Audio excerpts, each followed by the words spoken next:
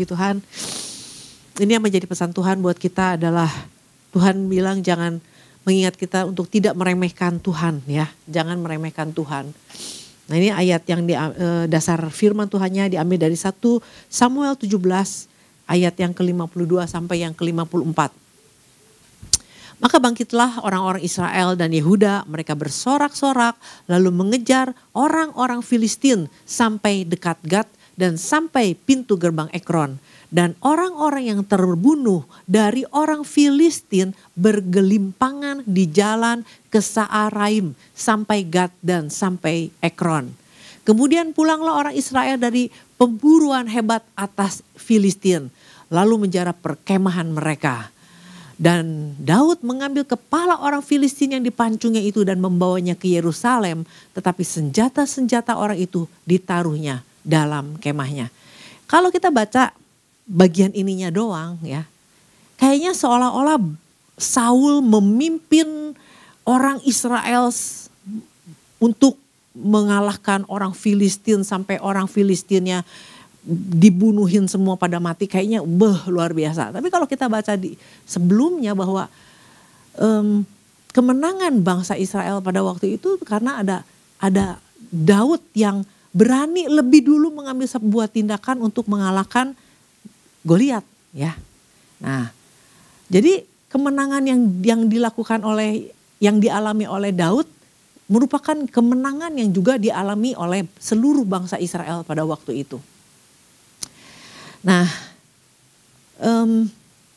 kalau melihat begini bahwa Bapak Gembala juga udah bilang bahwa pada waktu orang melihat tentara Filistin yang begitu banyak dan lihat Goliat yang begitu tinggi besar, rasanya gak mungkin Israel mengalami kemenangan kan. Nah sampai waktu ada seorang anak muda yang bernama Daud berani untuk mengambil sebuah tindakan untuk mengalahkan Goliat pun orang masih berpikir bisa gitu ini orang bisa ngalahin gitu kan. Nah ini yang kalau diperhatikan dari apa yang di dalam firman Tuhan ini, kalau kita perhatikan bahwa inilah yang membedakan Saul dengan Daud. Waktu Daud melihat dan mendengar Goliat ngancem orang Israel, ya dia gak pernah berpikir bahwa di dalam pikirannya gak pernah, waduh bisa menang gak ya lawan Goliat, waduh gede banget orang ini, waduh gitu. Gak pernah dia memperhatikan siapa yang ngomongnya, dia gak pernah perhatiin kekuatan dari orang yang ngomongnya ini. Dia gak pernah lihat kondisi tubuh dari orang yang ngomongnya ini. Dia cuma yang ada di dalam pikiran dia adalah bahwa dia punya Tuhan yang bisa mengalahkan Goliat yang sebesar ini. Ya ini kan yang jadi bedanya kenapa Saul dan seluruh bangsa Israel, tentara Israel pada waktu itu ketakutan. Mereka juga punya Allah yang sama, punya Allah Israel. Tapi yang mereka lihat bukan dia lihat bahwa dia punya Allah, yang mereka lihat adalah gila, aduh ini musuhnya gede banget ya, udah tinggi, udah dikatakan punya pengalaman dari muda udah biasa perang, belum peralatannya, belum baju jirahnya. Waduh, ini nggak mungkin. Nah, ini Saudara. Jadi ini yang ada di dalam pikiran Saul dan Daud ini beda. Yang satu lihat Tuhannya, yang satu ingat Tuhannya, yang satu cuma lihat musuhnya yang segede itu. Nah makanya ketakutannya Saul itu diungkapkan kepada Daud pada waktu itu. Kamu bisanya ngalahin orang. Orang ini dari masa mudanya udah terlatih loh untuk perang loh. Lihat aja belum dia pakai banyak bawa senjatanya begitu besar. Nah inilah yang cara orang melihat dan berpikir tentang sebuah situasi. Ya. Nah waktu orang mulai berpikir gila besar banget masalah gua. Waduh kayaknya gak mungkin nih diselesaikan, waduh kayaknya gak mungkin. Nah begitu orang berpikir bahwa masalahnya besar, orang percaya yang mikir bahwa masalahnya besar dan kayaknya gak mungkin bisa selesai, itu sebenarnya tanpa disadari dia udah meremehkan Tuhan. Dia meremehkan Tuhan karena dia mulai berpikir seperti itu. Saya ingat banget ya kalau ada orang yang curhat punya masalah kayak gini-gini, udah kamu percaya aja Tuhan pasti bisa kok, pasti ada jalan keluar. Soalnya saya bilang, saya memberikan kesaksian, si itu juga pernah ngalamin hal yang mirip. Dan Tuhan selesaikan loh, Tuhan dan dia mengalami kemenangan. Beda Ci, beda. Nah kalau orang udah mulai beda, kasus saya beda, lebih berat. Nah artinya gini, lu orang percaya punya Tuhan yang dahsyat masih berpikir bahwa masalah dia beda. Nah kalau masalahnya beda, apakah Tuhan berarti tidak bisa menyelesaikan? Yang penting kan cuman harusnya melihat Tuhannya gitu kan. Nah jadi tanpa sadar ya, makanya ini yang jadi pesan Tuhan, tanpa sadar banyak orang meremehkan Tuhan. Karena apa? Melihat masalahnya. Melihat kondisi yang dihadapinya. Melihat waktu yang sudah bertahun-tahun persoalan ini gak selesai-selesai. Aduh udahlah, kayaknya memang gak mungkin bisa selesai. Dia lupa dia punya Allah yang luar biasa. Nah ini yang jadi pesan Tuhan bahwa Tuhan lagi mengatakan dirinya bahwa kuasanya itu tidak terbatas kok. Nah ini mesti kita harus selalu ingat bahwa kita punya Tuhan yang kuasanya tidak terbatas. Yang hanya dibatasi karena pikiran kita sendiri yang membatasinya. Nah disitulah makanya kita jadi, kalau kita membatasi kuasa Tuhan, kita tuh lagi meremehkan Tuhan. Nah ada kisah tentang orang yang lagi mau ngadu, ada perlombaan panco ya. Nah orang waktu ada pertandingan panco kan orang berpikir bahwa yang ikut panco tuh harusnya yang ototnya kuat, yang badannya keker, pasti itu orang-orang yang seperti itu. Nah ternyata waktu diadakan pertandingan ada satu orang yang badannya kekar, ototnya pokoknya gede banget. Ternyata musuh yang dihadapinya ternyata kecil, kurus, pakai kacamata, yang kayaknya wah nggak mungkin menang punya. Dan bagaimana nih orang yang keker yang luar biasa, terus dia dalam hatinya pikir, aduh ini mah cuma sekali gini aja juga kalah pasti gitu kan. Dia udah mulai meremehkan orang dari apa? Dari yang dia lihat. Nah itu kan seringkali orang tuh hanya berpikir apa yang dia lihat. Mereka berpikir berdasarkan fakta di lapangan, fakta yang ada gitu kan. Nah ternyata waktu diadakan pertandingan, ternyata yang badannya keker, yang ototnya besar, ternyata kalah sama yang kecil. Nah belum apa-apa, lihat faktanya, orang yang gede ini sudah meremehkan orang yang kecil ini. Yang udah kecil pakai kacamata gak meyakinkan punya.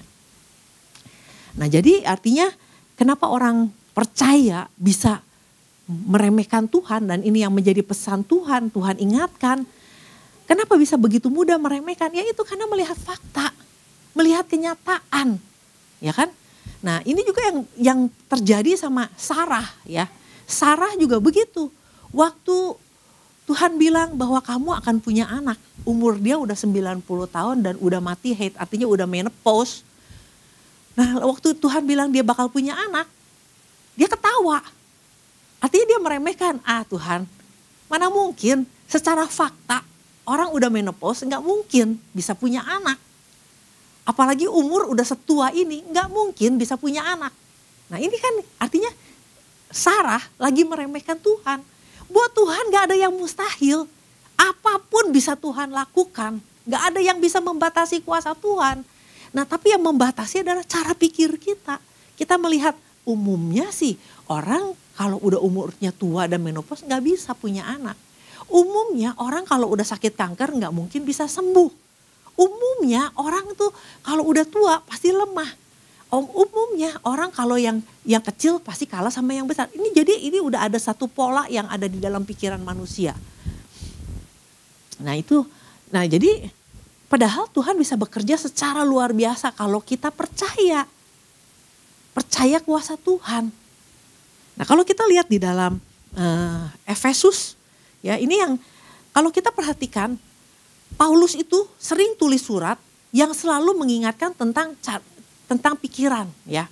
Nah salah satunya yang ditulis sama Rasul Paulus kepada jemaat di Efesus ya, kita lihat di dalam Efesus 3 ayat yang ke-20. Efesus 3 ayat yang ke-20. Dan ini adalah ayat yang sering kita pakai, yang kita sering perkatakan di dalam doa. Efesus 3 ayat 20. Bagi dialah yang dapat melakukan jauh lebih banyak daripada yang kita doakan dan pikirkan. Siapa bilang amin di sini? Kita semua pasti bilang amin gitu. Bagi dia yang dapat melakukan jauh lebih banyak daripada yang kita doakan dan kita pikirkan. Seperti yang ternyata dari kuasa yang bekerja di dalam kita. Jadi kenapa Tuhan bisa melakukan jauh lebih banyak daripada yang dapat kita pikirkan? Karena ada kuasa Tuhan yang seharusnya kita yakini ada kuasa Tuhan yang bekerja di dalam kita. Makanya tidak ada yang mustahil. Nah kita sering doakan ini. Tapi begitu ada masalah kita lupa. Bahwa dikatakan bahwa dia sanggup, dia melakukan lebih banyak ya. Nah di dalam bahasa aslinya lebih banyak dikatakan perisos ya, perisos. Nah perisos itu punya arti gini, tidak terukur ya. Bagi Tuhan tuh nggak ada ukurannya. Buat kita ada ukuran, besar, kecil, yang kecil kalah sama yang besar, yang sedikit kalah sama yang banyak. Nah itu adalah ukuran, bagi Tuhan nggak ada ukurannya ya. Jadi buat Tuhan tuh cuma ada di ukuran melebihi ukuran ya. Yang ada Tuhan yang kita pikiran angka buat Tuhan nggak ada angkanya, nggak terbatas ya. Nah nggak ada peringkatnya buat Tuhan ya. Jadi ini bahasa perisos ini punya arti melebihi angka, melebihi ukuran, melebihi peringkat, melebihi kebutuhan, melebihi secara berlebihan, over and above. Jadi melebihi yang berlebihan pun di atas yang berlebihan, over and above. Melebihi yang katanya luar biasa, lebih dari luar biasa. Ini Tuhan kita loh. Kita membatasinya dengan kecil, gak bisa. Aduh banyak, gak mungkin. Aduh kanker, gak bisa. Tapi buat Tuhan itu gak ada ukurannya. Nah kita yang meremehkan karena kita berpikir yang salah. Kemarin Pak Api juga sempat cerita tentang ajudan raja. Yang waktu Nabi Elisa bilang, besok nih harga tepung yang terbaik pun cuman berapa? 1 sikal kalau gak salah. Jelai pun yang terbaik 1 sikal. Nah orang ini gak percaya. Kenapa gak percaya? Karena sudah sekian lama ya. Jadi ini kondisinya gini, bangsa Israel pada waktu itu dikepung. Ya misalnya kalau ini sebuah kota Israel dikepung sama orang Aram, ya tentara Aram, sehingga mereka nggak bisa keluar. Jadi kalau persediaan makanannya habis, mereka nggak bisa beli keluar. Jadi cuma bisa makan yang ada di dalam kota itu. Nah lama-lama kan karena dikepung nggak bisa keluar, nggak bisa apa, lama-lama kan persediaan makannya habis, betul nggak? Nah mulai kan orang memakan hal-hal yang nggak seharusnya, yang nggak biasa dimakan, mulai kanibal, mulai makan bayi. Mulai makan kepala keledai. Nah kalau orang lagi banyak makanan, kepala keledai emang gak dimakan. Yang dimakan dagingnya. Ini kepala keledai aja udah dimakan, harganya 1 kepala keledai harganya 80 sikal perak. Belum lagi ada makan tai kotoran merpati ya. Dan harganya, ini kan siapa yang di sini makan kotoran? Gak pernah ada orang yang makan kotoran. Tapi pada waktu itu karena kekurangan makanan, orang mulai makan kotoran merpati. Dan akhirnya dijual lah 1/4 cup kotoran merpati ini adalah 5 sikal. Nah dalam kondisi yang semua serba mahal, semua serba terbatas, satu hari Elisa bilang, besok nih, harga tepung yang terbaik, jelai yang terbaik itu cuma 1 sikal. Dari 80 makanan yang nggak bisa, yang seharusnya nggak dimakan 80 sikal, ini yang terbaik cuma 1 sikal. Nah, bagaimana reaksi dari si ajudan raja ini? Aduh, nggak mungkin punya, nggak mungkin bisa berubah hidup udah sesusah ini, udah sesulit ini, nggak mungkin bisa berubah. Sampai kalau Tuhan pun buka pintu surga, buka jendela surga, nggak mungkin ini bisa ada keadaan bisa berubah. Dan benar dok, waktu Elisa bilang besok berubah kok, ternyata bisa berubah. Yang di dalam pikiran manusia udah sekian lama kondisi kayak gini nggak mungkin berubah. Tapi kalau Tuhan bilang mau berubah, karena Tuhan tidak dibatasi oleh peringkat, tidak oleh ukuran, tidak dibatasi oleh angka, tidak dibatasi oleh kebutuhan. Inilah Tuhan yang kita sembah. Nah, yang meremehkan siapa? Kita. Karena pikiran kita nggak mungkin punya lah. Mana mungkin coba, udah bertahun-tahun hidup susah, masa bisa berubah? Nah, saya ingat waktu mama saya di rumah sakit ya, di ICU. Nah kalau di ICU itu kan saya udah pernah cerita, kalau orang tahu kita hamba Tuhan, pendeta, laku minta didoa, orang datang minta supaya berdoa untuk keluarganya. Saya lupa salah satu orang yang minta didoain tuh, kalau nggak salah saya mau Pak Ishak waktu itu. Minta didoain, papahnya sakit minta didoain. Ya udah kita, karena dia minta didoain, yang didoain kita berdoanya apa? Ya doain untuk sembuh dong, nggak mungkin kita doain untuk mati, pasti doainnya untuk sembuh. Wah kita percaya bahwa Tuhan walaupun orang udah di ICU, pasti kalau Tuhan berkarya, kuasa Tuhan tidak terbatas, pasti orang bisa sembuh. Nah begitu selesai berdoa, orang ini saya dengar dia lagi telepon, nanti siapin ya jas buat si papa, nanti pokoknya dia lagi, kita berdoa untuk sembuh, dia telepon untuk persiapan kematian. Ngerti gak? Jadi ini orang meremehkan banget kuasa doa. Meremehkan banget kuasa Tuhan bisa melakukan. Kalau Tuhan mau berkarya, mau tinggal membalikkan tangan. Karena buat Tuhan tidak ada yang mustahil. Bener gak? Nah itu kan terjadi sama mama saya. Berbulan-bulan di ICU.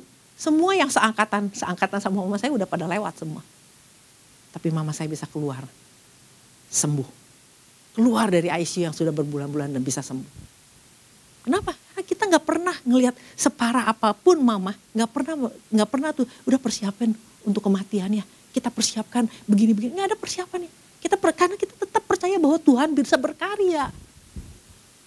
Kalau kita percaya. Nah, jadi seringkali kita meremehkan Tuhan tuh dari apa?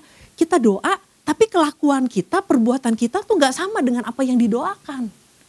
Nah artinya apa? Ya meremehkan Tuhan lah. Lu meremehkan firman Tuhan, meremehkan janji Tuhan, meremehkan kuasa Tuhan. Dan yang paling parah, waktu dapat pesan Tuhan pun juga, itu mah bukan buat gua, itu mah buat orang lain, bukan buat gua.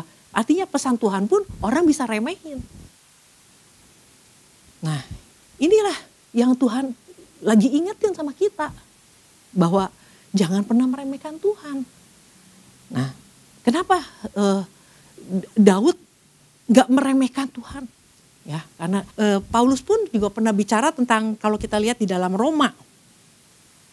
Nah, di Roma 8 ayat yang ke-6 sampai yang ke-7. Nah, Paulus juga pernah bicara ini tentang karena keinginan daging. Sebenarnya bahasa aslinya bukan keinginan, karena pikiran daging, ya. Karena pikiran daging adalah maut, tetapi pikiran roh adalah hidup dan damai sejahtera. Sebab pikiran daging adalah perseteruan terhadap Allah, karena ia tidak takluk kepada hukum Allah. Hal ini memang tidak mungkin baginya. Nah, ini soal masalah pikiran. Ada pikiran daging. Pikiran daging itu adalah pikiran yang selalu melihat kenyataan, melihat fakta, melihat hitung-hitungan, melihat ukuran yang menurut kita ini gak mungkin punya, ini gak masuk logika, itu pikiran daging. Karena dunia pun juga kalau ngalamin kayak gini juga gak mungkin punya. Selalu ukurannya kayak gitu. Beda dengan pikiran roh. Pikiran roh adalah pikiran yang selalu arahnya tentang Tuhan. Bahwa tidak ada perkara yang mustahil. Bahwa Tuhan kita hebat. Bahwa Tuhan kita dahsyat. Bahwa perkara yang dihadapi pasti Tuhan bisa.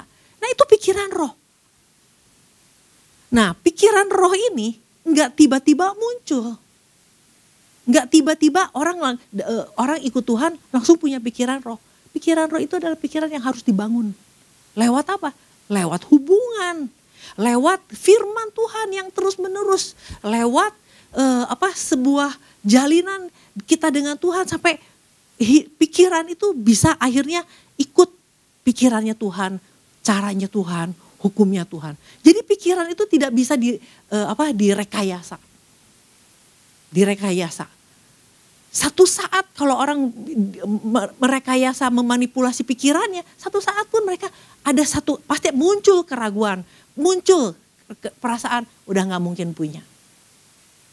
Nah, Daud di dalam hidupnya kalau kita lihat, Bagaimana dia nggak bisa, bagaimana dia nggak mengandalkan Tuhan dan bagaimana dia nggak percaya sama Tuhan. Karena dari hidupnya dia terus hidup di dalam hubungan yang baik dengan Tuhan. Ya kalau kita baca Mazmur, bagaimana dia selalu punya selalu selalu tentang Tuhan di dalam hidupnya dia. Di dalam Mazmur 63 juga dikatakan bahwa dia selalu haus akan Tuhan, dia selalu dia selalu ingin bersama dengan Tuhan. Kenapa? Orang yang haus nggak mungkin hausnya sebulan sekali. Orang haus tuh pasti kan terus ada waktunya sejam 2 jam pasti pengen minum. Nah ini itu Mazmur Daud. Ketika ia ada dalam gurun Yehuda, ya Allah, Engkau Allahku, aku mencari Engkau. Jiwaku haus kepadaku, tubuhku rindu kepadamu seperti tanah yang kering dan tandus tiada berair. Jadi karena haus dan lapar, karena haus dan kering, dia selalu cari Tuhan.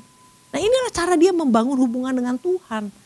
Nah makanya pikiran dia udah bukan pikiran daging lagi. Dia tidak melihat sesuatu yang ada di dalam fakta yang dia lihat tiap hari. Yang dia lihat adalah dia punya Tuhan yang luar biasa. Nah ini jadi jangan kita pikir bahwa kalau kita udah ikut Tuhan, otomatis pikiran kita menjadi pikiran rohani. Enggak selalu, itu harus dibangun. Nah ini yang membedakan Saul. Saul, kenapa waktu ada masalah dia melihatnya, waduh masalahnya gede, waduh nggak mungkin punya menang, waduh ini bakalan kalah punya. Kenapa? Ya karena memang dia nggak pernah punya hubungan sama Tuhan. Padahal kalau kita lihat perjalanan kayak berapa minggu yang lalu, bahwa Saul dari awalnya Tuhan terlibat di dalam kehidupan Saul. Bahkan waktu dia dia pernah mengalahkan musuh dengan apa? Karena bantuan Tuhan. Nah karena nggak di-maintain hubungannya sama Tuhan, dia juga lupa bahwa Tuhan pernah tolong dia. Nah kalau kita lihat di dalam 1 Samuel 14 ayat yang ke-35. Setelah dia jadi raja yang sekian lama, ya, di sini dikatakan Saul mendirikan mezbah bagi Tuhan. Dikatakan apa? Inilah mezbah yang mula-mula sekali didirikannya bagi Tuhan. Memang kalau dia sampai ketakutan, memang karena memang gak punya hubungan sama Tuhan. Setelah sekian lama dia menjabat jadi raja, baru inilah kali pertama dia mau membangun hubungan sama Tuhan. Nah jadi sekali lagi pikiran kita gak bisa direkayasa.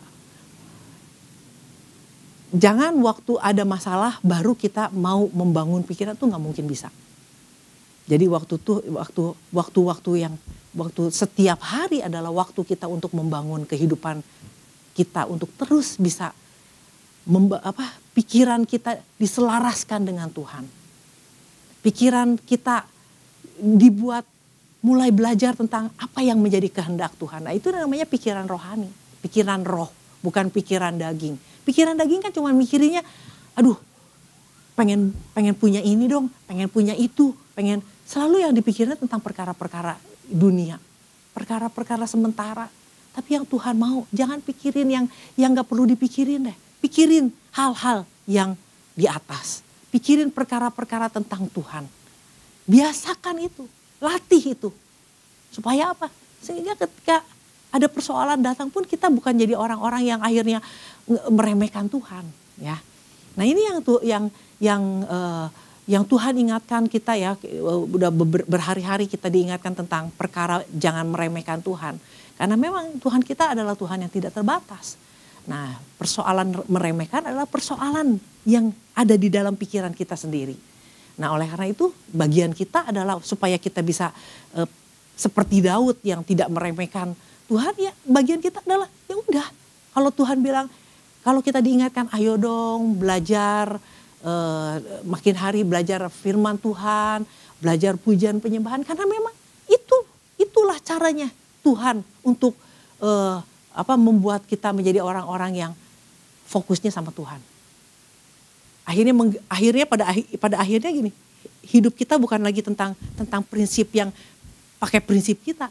Untuk bisa mengganti prinsip kita yang boleh dibilang prinsip yang udah bertahun-tahun dipegang, bertahun-tahun kita yakini, untuk mengganti prinsip itu butuh waktu, butuh ketegasan, butuh keseriusan.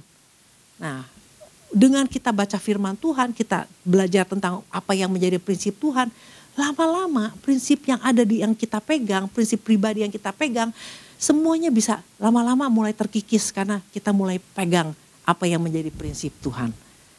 Nah, oleh karena itu saudara, saya nggak panjang lebarkan, mari kita sama-sama, termasuk saya, hari-hari di mana kita punya kesempatan untuk membangun kehidupan rohani, membangun, merubah yang bisa merubah cara kita berpikir.